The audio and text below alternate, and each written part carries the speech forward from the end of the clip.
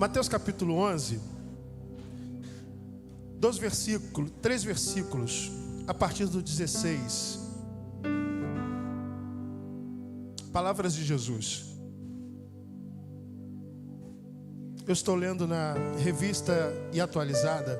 Se puder projetar, Revista e Atualizada. Mas a quem hei de comparar esta geração? É semelhante a meninos que, sentados nas praças, gritam aos companheiros: nós vos tocamos flauta e não dançastes, entoamos lamentações e não pranteastes.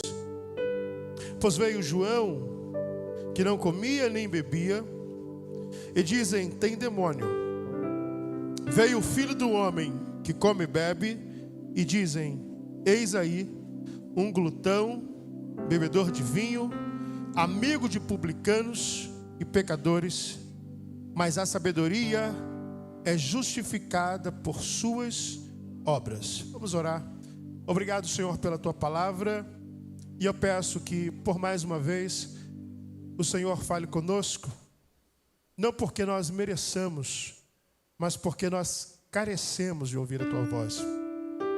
Nós não precisamos de intelectualidade humana.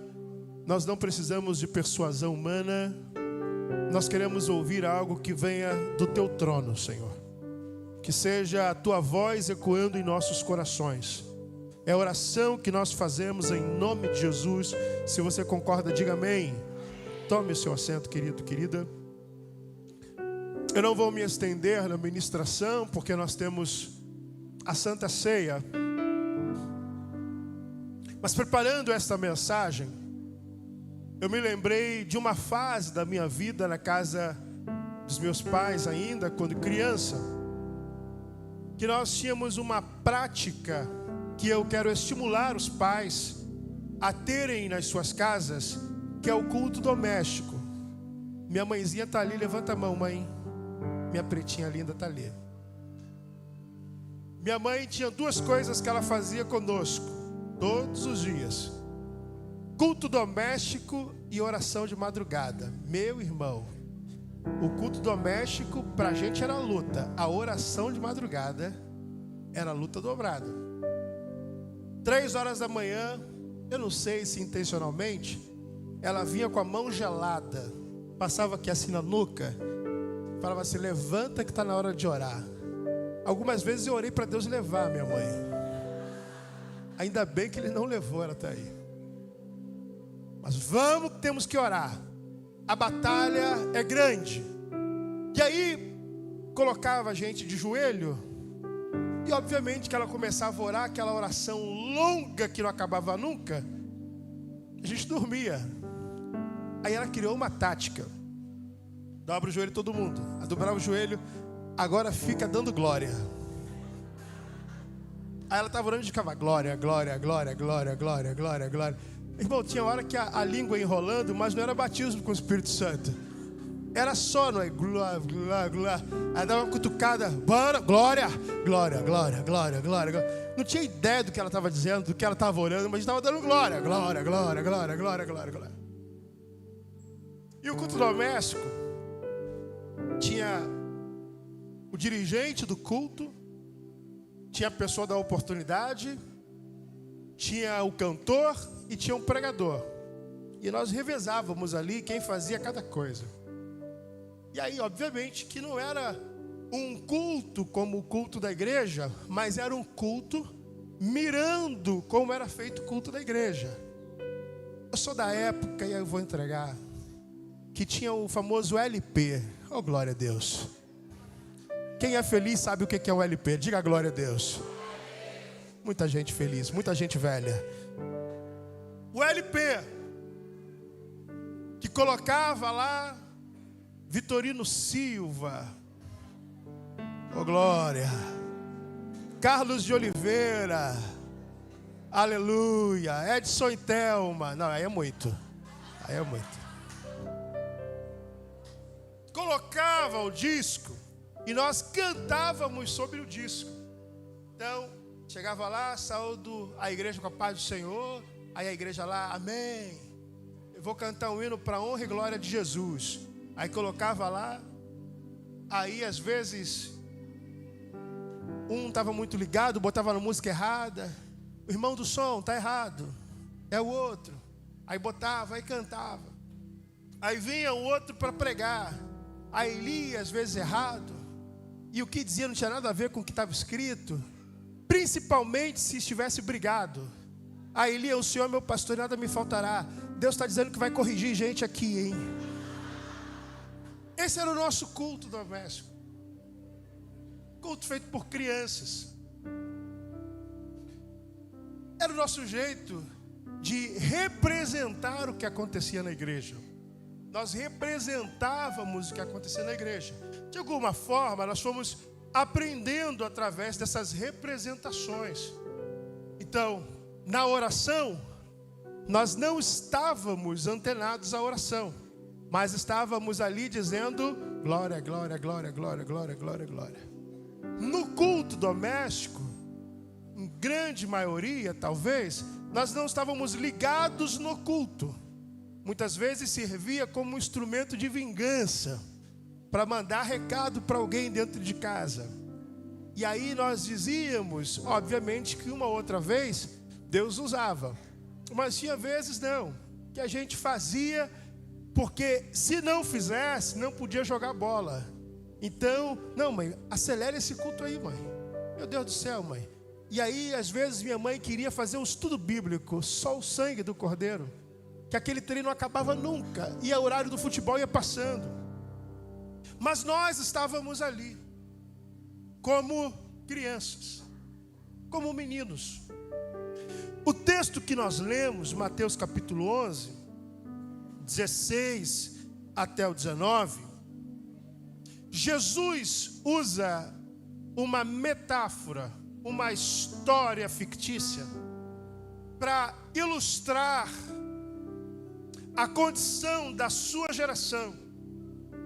Ele vai dizer que ele compara a geração da qual ele faz parte como sendo uma geração semelhante a meninos que, assentados nas praças, gritam aos companheiros: nós tocamos flauta e não dançastes, entoamos lamentações e não pranteastes. Duas coisas o Senhor quer dizer com esta metáfora. Ele olha para a sua geração e ele diz: é uma geração de meninos. É uma geração de meninos que está brincando de cultuar. É uma geração de meninos que está fazendo um culto como um menino faria, como uma criança brinca de fazer culto. Ele está dizendo, não que acha bonitinho que as crianças façam. Ele está dizendo que a geração da qual ele faz parte se comporta como crianças que brincam de culto, como crianças que brincam de orar. Ele está dizendo, eu vou associar esta geração à brincadeira que as crianças fazem de culto doméstico.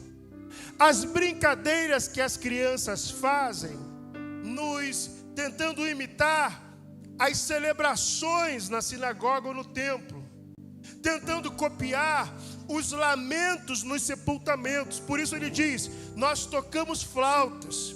As flautas eram tocadas em momentos festivos. E ele diz, vocês não dançam enquanto nós tocamos.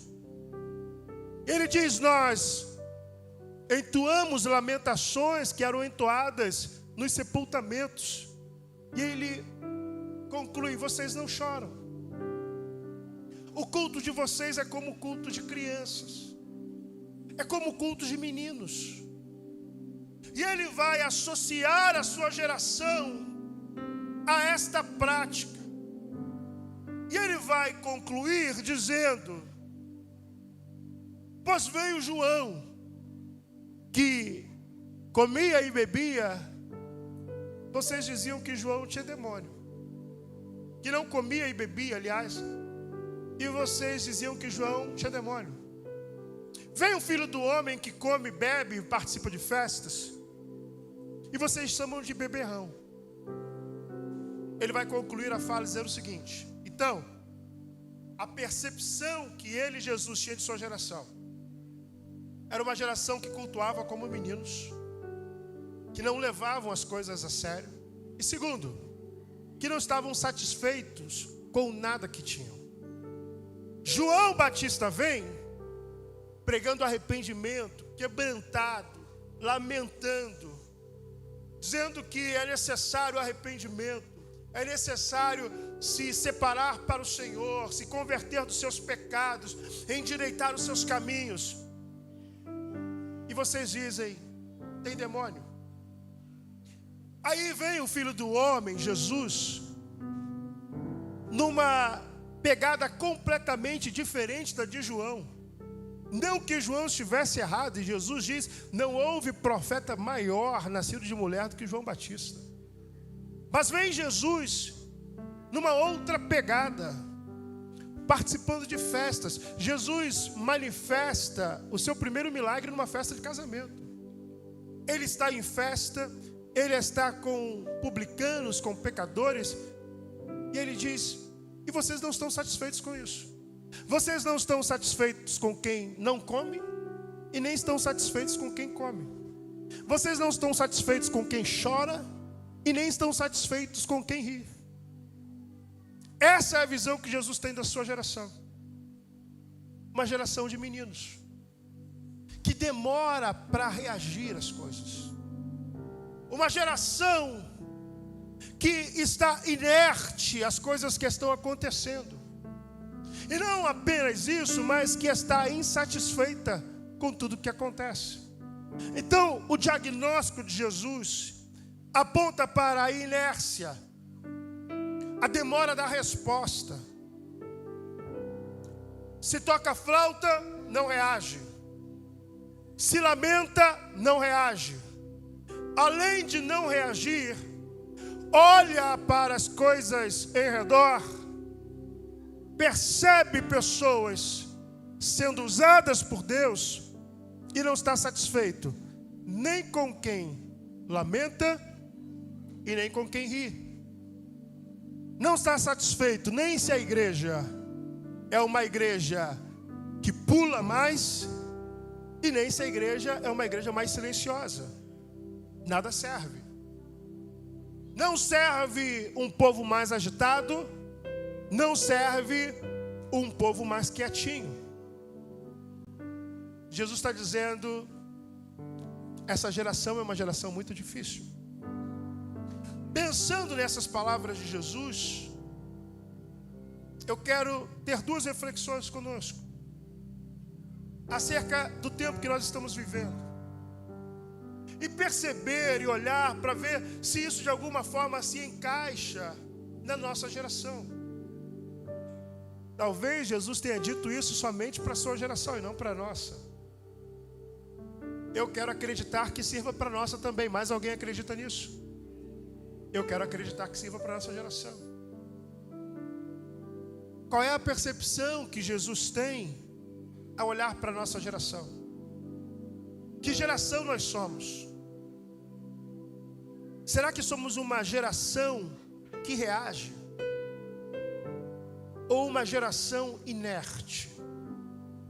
Será que nós somos uma geração que se movimenta, que responde no tempo certo? Ou nós estamos tardando a responder os estímulos que recebemos do Espírito Santo? Será que nós estamos em sincronia com o Kairos de Deus, com o tempo do Senhor? Ou estamos perdendo o time? Quando Paulo está preso e ele envia uma carta para Timóteo, ele pede os pergaminhos e ele pede uma capa. E ele diz a Timóteo: Timóteo, chegue antes do inverno. Se apresse para chegar antes do inverno. A coisa é muito simples. Porque Timóteo tem que chegar com a capa antes do inverno? Porque se chegar com a capa depois do inverno, a capa não faz sentido. Porque a capa é para abrigar do frio. Tentar abrigar do frio alguém que já sofreu o inverno não serve de nada. Então o que Paulo está dizendo, Timóteo, eu quero que você se antecipe e você chegue aqui no time certo, no tempo certo, no momento certo. Meus irmãos, o Senhor tem ministrado ao meu coração acerca da nossa percepção do tempo em que estamos vivendo. Será que nós estamos respondendo adequadamente ao tempo que estamos vivendo? Será que nós só estamos observando as coisas e não estamos reagindo diante delas? Será que nós estamos olhando os noticiários, olhando o aumento da violência, olhando o aumento das guerras, olhando o aumento da maldade humana e nós simplesmente dizemos que pena? Será que a nossa resposta ao que está acontecendo no mundo hoje é apenas olharmos com o fim de termos mais uma informação irrelevante? Porque se eu sou informado de violência, se eu sou informado de guerra, se eu sou informado de dissensões, de divisões, se eu sou informado de tantos acontecimentos trágicos, eu preciso ter a consciência que essa informação não chega até a minha vida simplesmente para que eu saiba mais alguma coisa, mas o Senhor está querendo despertar em mim alguma reação. O Senhor está querendo despertar na igreja nesses últimos dias alguma reação. Nós não podemos olhar para o mundo inertes como se nada estivesse acontecendo. Nós não podemos reagir como meninos olhando as coisas acontecendo e reagindo fora do tempo. A flauta está sendo tocada, a igreja não reage. O lamento está sendo dito, a igreja não reage. O Deus está levantando gente chorando, a igreja não reage. Deus está levantando pessoas pulando, a igreja não reage. Deus está dizendo: a quem eu vou comparar esta geração? Não reage. A gente ouve a palavra, volta para casa. Que palavra! É o máximo da reação. Que palavra, pastor, que palavra, hein? Você acha que essa é a reação que Deus espera? Que você me mande um zap dizendo assim: pegou pesado, hein, pastor? Tava daquele jeito. Você acha que essa é a reação que o Espírito Santo espera de você e de mim? Meus irmãos, é nítido no meu espírito a voz do Senhor dizendo: é hora da igreja reagir. É hora de deixar o que nós chamávamos antigamente do sono da indolência. Só quem ouvia Osés de Paula sabe o que é isso. É hora de nós levantarmos e reagirmos diante das coisas que estão acontecendo, porque elas não estão acontecendo sem um propósito, elas não estão acontecendo fora do controle do Senhor, elas não estão acontecendo pegando Deus de surpresa. Não, todas essas coisas estavam programadas para acontecer nesse tempo, e o Senhor havia programado que esta igreja estaria aqui nesse tempo para reagir a todas essas coisas que hoje no mundo acontecem. É hora de reagir. É hora de reagir. Qual tem sido a nossa reação diante do avanço da cultura maligna da ideologia de gênero? Qual tem sido a nossa reação? Escrever um comentário na rede social? Essa é a sua reação?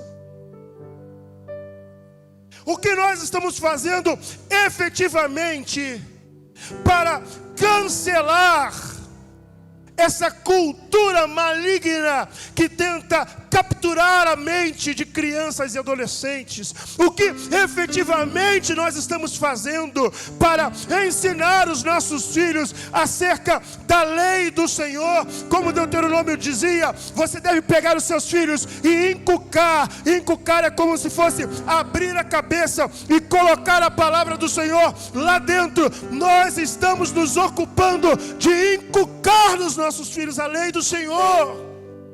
Reaja! A nossa reação não pode ser colocar stories, não pode ser colocar no status. A nossa reação não é essa. O Senhor quer que nós reajamos no Espírito, que nós nos levantemos no Espírito, na ousadia do Espírito Santo, como profetas do Senhor nesse tempo, e digamos: isso está errado, o Senhor há de cobrar isso, isso tem que ser ajustado, é tempo de reagir. Chega de marasmo. Essa ideia de eu não quero me envolver com nada. Que trem é esse? Reage, meu filho. Reage, minha filha. Que negócio é esse de não se envolver com nada? Porque é estressante, porque é cansativo, porque é desgastante. Bem-vindo ao mundo real. O que no mundo real não é desgastante? O que no mundo real não é cansativo? O que no mundo real não é estressante? Aí quando nós voltamos os nossos olhos para a igreja, em todo lugar você se estressa, em todo lugar você se cansa, em todo lugar você é pressionado, mas na igreja não pode. Reage. Acorda, em que mundo você está vivendo? A igreja não é um mundo paralelo. Nós somos de uma mesma sociedade, vivemos dentro de uma mesma cultura, estamos dentro de uma mesma região. Então não há que se pensar que a igreja será um lugar de gente perfeita. Ali é a reunião de pessoas que não erram. Você está equivocado. A igreja é o ajuntamento de pessoas imperfeitas que estão sendo trabalhadas pelo Espírito Santo para refletirem a imagem de Cristo. Só que todos nós estamos num trabalhar de Deus na nossa vida, como as placas que tem aí pela cidade. Desculpe o transtorno.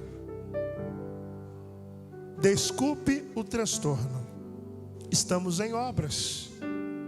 Diga para alguém que está do seu lado: desculpe o transtorno, eu estou em obras.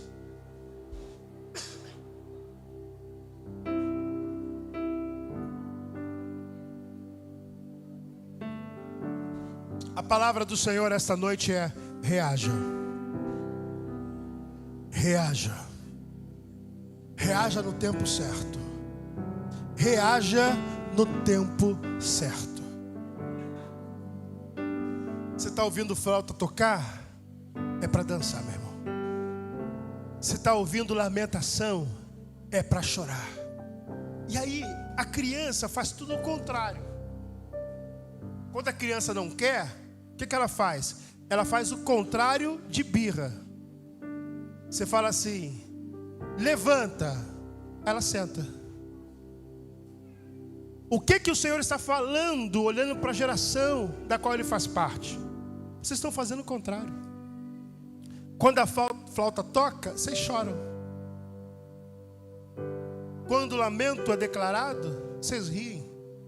Vocês estão vivendo equivocadamente. Vocês estão vivendo fora do tempo. Estão reagindo de forma equivocada e fora do tempo.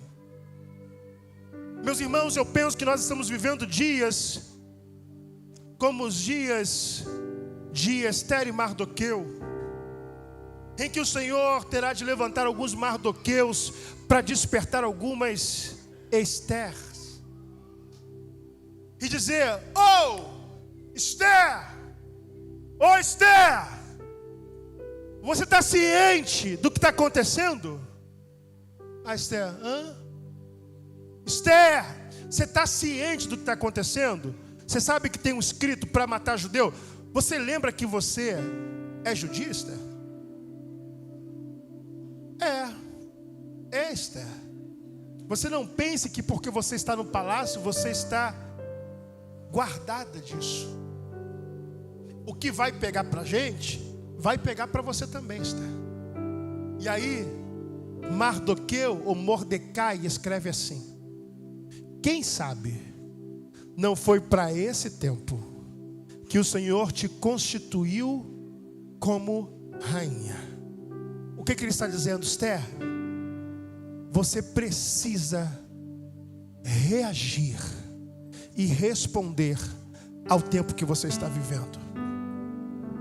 Meus irmãos, nós precisamos entender que se as guerras estão acontecendo na nossa geração, se a maldade humana e a iniquidade têm avançado na nossa geração, o Senhor não quer que nós fiquemos assentados nas praças sem reação, simplesmente assistindo as coisas acontecendo e lamentando pelos fatos jornalísticos. O Senhor espera de mim e de você que nós tenhamos uma postura de filhos, que nós tenhamos uma postura de representantes do reino de Deus, que nós nos levantemos e que nós possamos reagir e responder à altura e dizer: Satanás, aqui não, porque o reino de Deus é chegado. E dizer: Satanás, nessa escola você não entra. E dizer: Satanás, nessa universidade você não tem mais lugar. E dizer: Satanás, aqui nessa empresa você não vai reinar mais, porque o reino de Deus é chegado. É hora da igreja se levantar e reagir, descruzar os braços e reagir, olhar as tragédias da igreja, olhar as tragédias do mundo, olhar as tragédias da sociedade e reagir. Reaja. Chega de ficar sentado, observando e dizendo: não está bom, está bom. Não está bom, está bom. Não está bom, está bom. Não, eu tenho uma crítica construtiva. A sua reação é a crítica construtiva. Eu sempre digo que quem está para criticar não está para construir. É ruim até de dar glória. Quem está para criticar não está para construir. Digo sem medo de errar. Se a pessoa está para construir, ela não vai criticar, ela vai trazer uma saída, uma alternativa. Quem critica diz assim: está errado. Quem está para construir diz: eu enxergo um outro jeito de fazer isso aí. Alguém percebe a diferença? Diga amém. Quem critica não está para construir, está só para sentar e ficar. Tem demônio, é beberrão. Tem demônio, é beberrão. Aqueles homens ficavam olhando João Batista e diziam: demônio, isso é demônio. O homem anda com pele de camelo, isso é demônio. O homem come gafanhoto, cara, é demônio puro. Olhavam para Jesus: isso é um farrista, isso é um fanfarrão. Gosta de uma farra, gosta de uma bebedeira, gosta de estar com gente perdida. Essa era a reação da sociedade de Jesus. Essa era a reação dos religiosos do tempo de Jesus, assentados, inertes, criticando. Mas o culto não foi tão bom, o louvor não foi bom, a música que cantou ninguém sabia, o momento da oferta acho que não foi aquilo, entregou o presente de forma errada, o pastor pregou uma mensagem nada a ver, o som não estava legal, o ar-condicionado estava gelado. Meu irmão, em nome de Jesus, reage. Sai desse ciclo de reclamação e seja uma resposta.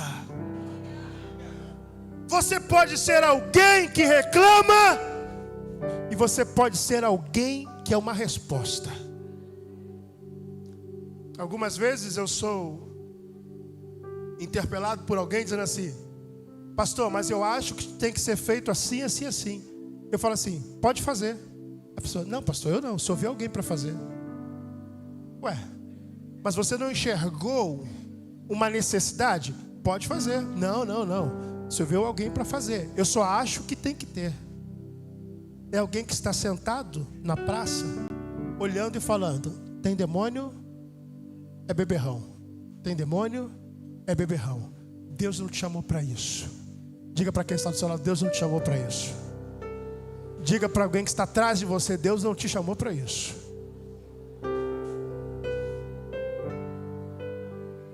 Você não foi chamado para ficar analisando a vida dos crentes que Deus tem usado.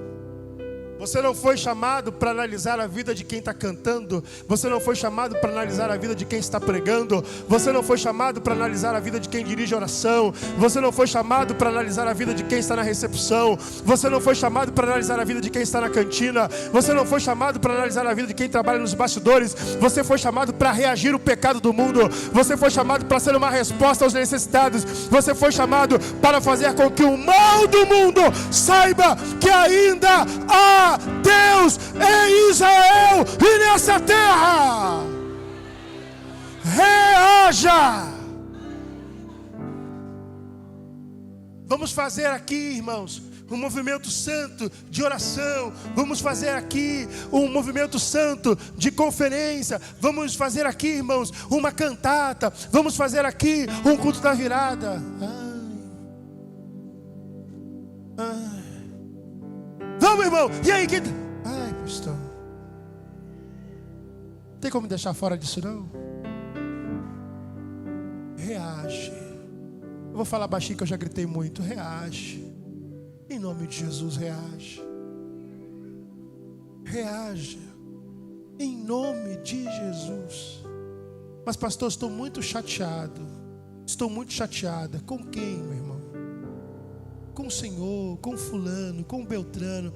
Meu irmão, vamos ajustar esse trem. Descruza esse braço. Você é importante. Você é necessário. O Senhor conta com você. A igreja precisa de você. Reaja. Eu só vou fazer quando vierem me pedir perdão. Eu só vou fazer quando se retratarem. Eu só vou fazer quando a coisa for do meu jeito. Eu só vou fazer quando eu for líder. Eu só farei quando assim, assim, assim. O Senhor está dizendo à sua igreja aqui no Caxambi hoje, no dia 15 de outubro de 2023. Reaja.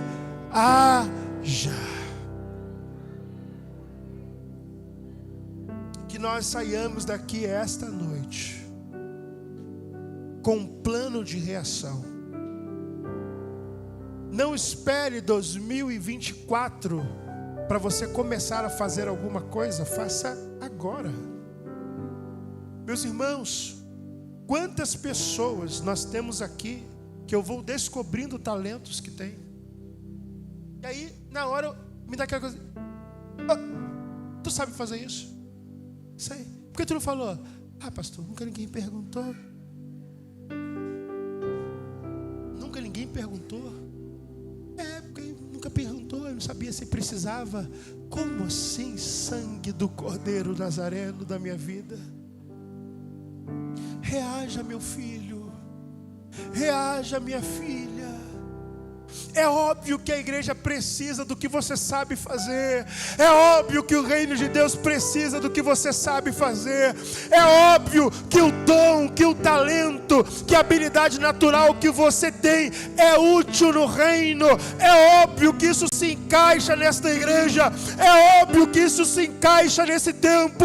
Porque senão o Senhor não te teria dado esses dons, esses talentos, essas habilidades. Se você tem dons, se você reconhece suas habilidades, se você sabe do seu valor, então, meu irmão, descruze os seus braços e reaja. Quantas pessoas estão aqui que já trabalharam em trabalho de oração, que já dirigiram jovens, adolescentes, que já comandaram equipes de evangelismo e de visitação? Olha quantas frentes nós temos necessidade na igreja e não temos pessoas fazendo, mas talvez tenhamos pessoas que sabem fazer. O que mais dói o meu coração não é não estar fazendo, é saber fazer e decidir não fazer. Se dói o meu coração, imagina o coração de Deus. Se eu sinto no meu coração, imagina o que Deus sente. Você sabe fazer e você escolheu não fazer. Não importa em que condições, não importa o nível de oportunidade, não importa o nível de abertura, se você se predispor a fazer, o Senhor te dará oportunidade, recursos e abrirá acesso para que você faça, mas você precisa reagir. Alguém está aqui, pode glorificar o Senhor. Essa noite, o Espírito Santo quer despertar-nos a responsabilidade da igreja nos últimos dias. Pois, meus irmãos, não pense que nós temos mais muito tempo. Nós não temos mais muito tempo. Então, se você tem dons, talentos e habilidades, pastor, eu canto, mas não é cantar assim. Mas você já cantou na igreja, santo varão, santa varoa? Já cantei, pastor, mas aí foi muito tempo e não era lá essas coisas. Em nome de Jesus, reage, se apresente. Você tocava na igreja? Tocava, pastor, um banjozinho muito fraquinho, mas você tocava na igreja? Tocava. Então reaja, porque a igreja está precisando. Ah não, pastor, eu carimbava folheto, entregava folheto na praça, fazia o ar livre com uma caixinha. Está tendo lá em casa a caixa. Você tem uma caixa e fazia ar livre? Eu tenho uma caixa e fazia ar livre. Então reaja, tira aquela caixa da sua casa, coloca essa caixa na rua de novo e volte a pregar em ar livre, em nome de Jesus. O Espírito Santo está dizendo: o que você tem que está parado, pegue isso e volte a usar. Reaja! Você sabe o que acontece com o povo quando é levado cativo? Eles pegam os instrumentos musicais e penduram. Ah, já estamos aqui mesmo, tempo ruim, vivendo na Babilônia. Para que eu vou usar instrumento aqui? Não tem nem templo. Então eu pendurar esse trem aí. E aí penduravam os instrumentos, deixavam lá os pendurados. Eu imagino Deus olhando e falando assim: mas quem mandou pendurar esse trem? Quem mandou pendurar esse instrumento? Quem mandou pendurar esse talento? Quem mandou você largar a rede? Quem mandou você parar? Quem mandou você parar? Deus está falando com alguém aqui essa noite? Eu espero que sim. Deus está falando com alguém aqui essa noite.